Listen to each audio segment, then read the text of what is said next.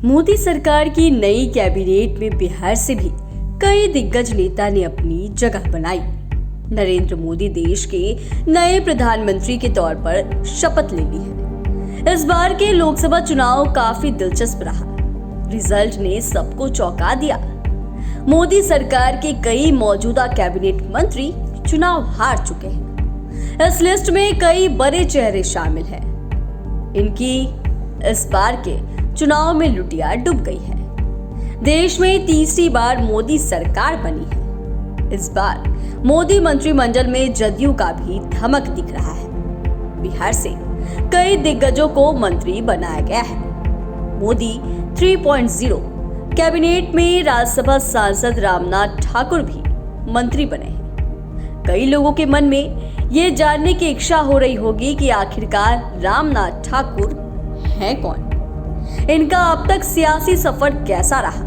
तो चलिए हम सब कुछ आपको विस्तार से बताते हैं। बिहार की राजनीति में कई नामी चेहरे हैं जिन्होंने इस बार मोदी 3.0 कैबिनेट में अपना सिक्का जमाया है, जिनमें से एक नाम रामनाथ ठाकुर का भी है। रामनाथ ठाकुर बिहार के पूर्व मुख्यमंत्री कर्पूरी ठाकुर के बेटे हैं। वे मुख्यमंत्री नीतीश कुमार के काफी करीबी माने जाते हैं। जदयू में अच्छी पैठ रखते हैं। रामनाथ ठाकुर वर्तमान में जदयू से राज्यसभा सांसद भी हैं। रामनाथ ठाकुर का जन्म समस्तीपुर जिले के कर्पूरी गांव में हुआ है। तो चलिए आपको इनके राजनीतिक जीवन की शुरुआत कैसे हुई इसके बारे में बताते हैं। रामनाथ ठाकुर बिहार विधान परिषद के सदस्य भी रह चुके हैं। लालू प्रसाद की पहली कैबिनेट में गन्ना उद्योग मंत्री भी बने थे। नवंबर 2005 से 2010 तक नीतीश कुमार के मंत्रिमंडल में राजस्व और भूमि सुधार कानून, सूचना और जनसंपर्क मंत्री थे। साल 2023 के आखिरी में जब ललन सिंह ने जनता दल यूनाइटेड के राष्ट्रीय अध्यक्ष के पद से इस्तीफा दिया था तो ये चर्चा जोरों पर थी। आखिर अब जनता दल यूनाइटेड के राष्ट्रीय अध्यक्ष कौन होगा? बिहार की सियासत में सवाल उठने लगा था कि अगर ललन सिंह नहीं तो जदयू चीफ कौन?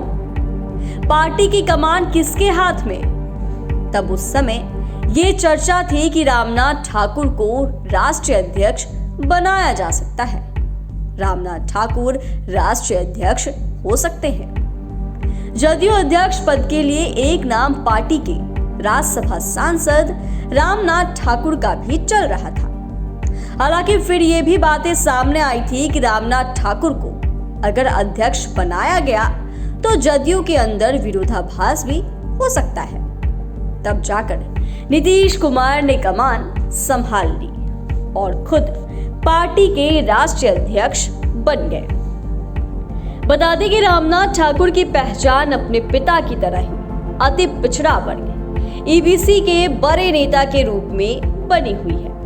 वह नाई जाति से आते हैं। बिहार में इसकी आबादी लगभग 2% है, लेकिन कर्पूरी ठाकुर इससे हटकर थे। उनका प्रभाव अन्य पिछड़ी जातियों में भी था, इसीलिए रामनाथ ठाकुर भी अन्य पिछड़ी जातियों पर खासा असर रखते हैं। जननायक कर्पूरी ठाकुर को लोकप्रिय रूप से जननायक के नाम से जाना जाता है।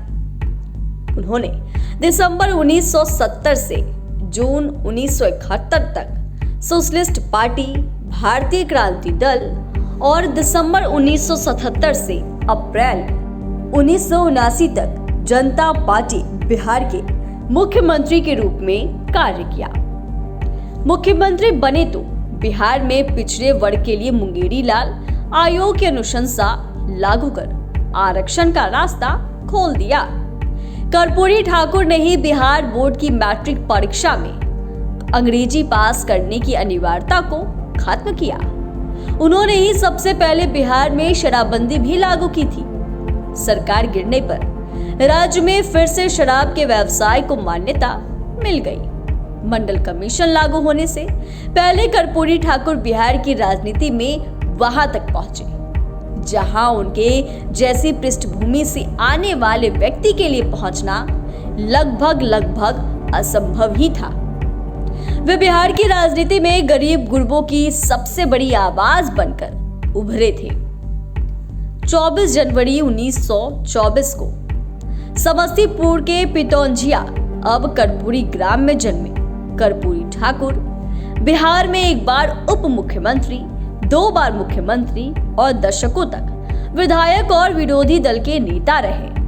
1952 की पहली विधानसभा में चुनाव जीतने के बाद वे बिहार विधानसभा का चुनाव कभी नहीं हारे। अपने 2 कार्यकाल में कुल मिलाकर 2.5 साल के मुख्यमंत्रित्व काल में उन्होंने जिस तरह से छाप बिहार के समाज पर छोड़ी, वैसा दूसरा उदाहरण नहीं दिखता। खास बात यह भी है कि वे बिहार के पहले गैर कांग्रेसी मुख्यमंत्री थे। वह जमाना कांग्रेस का था, तब अगड़ी जातियों का वर्चस्व था। उसी दौर में कर्पूरी ठाकुर न केवल उभरे बल्कि हर वर्ग में अपनी छाप छोड़ी। राजनीति में लंबा समय रहने के बाद भी जब उनका निधन हुआ तो अपने परिवार को विरासत में देने के लिए एक मकान तक तो उनके नाम नहीं था। ना तो पटना में ही और ना ही अपने पैतृक घर में 1 इंच जमीन जोड़ पाए। कर्पूरी ठाकुर साल 1952 में पहली बार विधायक बने और उन्हें विदेश जाने का मौका मिला। ऑस्ट्रेलिया जाने वाले प्रतिनिधि मंडल के लिए कर्पूरी ठाकुर का चयन किया गया था। कर्पूरी ठाकुर विदेश जाने के लिए उत्सुक थे, लेकिन उनके पास पहनने के लिए ढंग के कपड़े भी नहीं थे। ऐसे में उन्होंने अपने एक मित्र की मदद ली और उनसे कोट मांगा था। वहीं फटा हुआ कोट पहनकर उन्होंने विदेश की यात्रा की थी।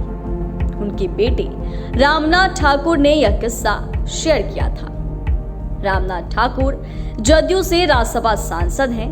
रामनाथ ठाकुर ने बताया था कि वहां से वह यूगोस्लाविया भी गए तो मार्शल टीटो ने देखा कि उनका कोट फटा है, तब उन्हें एक कोट भेंट किया। कर्पूरी ठाकुर का राजनीतिक कैरियर 1950 के दशक में तब शुरू हुआ जब वह भारतीय राष्ट्रीय कांग्रेस में शामिल हुए।